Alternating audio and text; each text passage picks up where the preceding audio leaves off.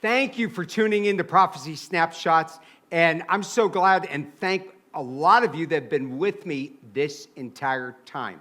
So today we are continuing looking at the new earth and the new heaven, or the holy city of God, where we are going to live for all eternity. And this is very, very exciting. So first thing I want to do, I want to take a look here at 1 Corinthians chapter 2, verse 9. I love this verse of scripture. Look what it says. I have not seen nor ear heard the things which God hath prepared for them that love him.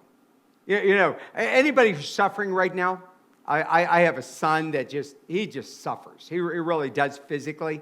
And we'll talk about heaven. It's wonderful as a believer to have something beautiful to look forward to. In fact, everything I look at that has beauty in this life, I say, oh, that reminds me of heaven. That sunrise, or that sunset, or those beautiful stars up in the sky. What a beautiful, we couldn't even imagine how wonderful and beautiful this is going to be. Now, let's go down here to Revelation chapter 21, verse 1. It says, now I saw the new heaven and the new earth. Do you see that? And this isn't something we're making up. The Bible's real clear about this. For the first heaven and the first earth were passed away.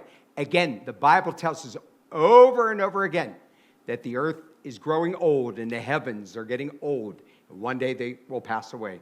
And there was no more sea. Down here in Revelation 21, verse 23. And the city has no need of the sun, neither of the moon to shine in it, for the glory of God did lighten it. Now I don't have all the time in the world to do this, but it doesn't say there isn't going to be a moon, because the Bible tells us there is going to be a moon. And it's going to be huge. And it's just there for beauty. I mean, things we couldn't even imagine. But notice, because the presence of Jesus Christ and God himself is in this city, we don't need the sun. The brightness of his glory is going to be our light. Revelation 21, verse 24. And the nations which are saved shall walk in the light of it.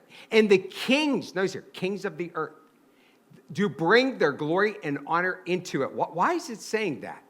Okay, that's not about our president. Definitely not. It's not about any other public leader.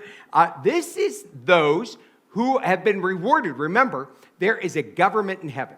There are levels of authority, and it's all according to how you live. I said it before, and I'll say it again. You know, you don't want to be a fruit picker. I just want to warn you that. Okay, now you say, well, what's wrong with that? Heaven is wonderful for everyone, but there is honor to those who have lived for God and sacrificed and trusted in him. So there's going to be levels of people, and people are going to be at different levels of position in heaven. And this is going to carry into the new heaven and the new earth for all eternity. That's why this is so important. Look in 2 Peter chapter 3, verse 11. Seeing then all these things shall be dissolved, what manner of persons ought you to be in holy conversation and godliness? Listen, this convicts me. Now, people say to me, they're so mad about our government. They're so upset about our economy. We're just so mad at the liberals. Listen, I'm not mad at them. I feel bad for them. Pray for them. Witness to these people. Because, listen, this stuff in this world for eternity is not going to amount to a hill of beans. It really isn't. So we're going to keep our eyes upon the Lord, because the new earth is coming. The new heaven is coming. Listen, you want to get across the finish line, but some people are upset about how things have turned out in their life right now. I want you to know it's not how you start what matters. It's how you finish.